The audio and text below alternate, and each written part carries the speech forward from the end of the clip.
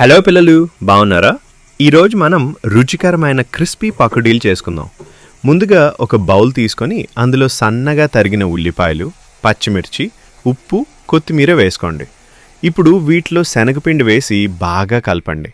అవసరమైతే కొద్దిగా నీరు చల్లి మిశ్రమాన్ని కలపండి. పిండి కొంచెం గట్టిగా ఉండాలి, చాలా పలుచగా కాకూడదు. ఇప్పుడు ఒక కడాయిలో నూనె బాగా వేడి చేయండి. నూనె వేడిగా అయిన తర్వాత జాగ్రత్తగా చేతులకు నూనె తగలకుండా చిన్న చిన్న ముద్దలుగా నూనెలో వేసుకోండి. మధ్యస్థ మంటపై అవి బంగారు రంగు వచ్చే వరకు నెమ్మదిగా వేయించండి. మధ్య మధ్యలో తిప్పుతూ సమంగా వేగేలా చూసుకోండి.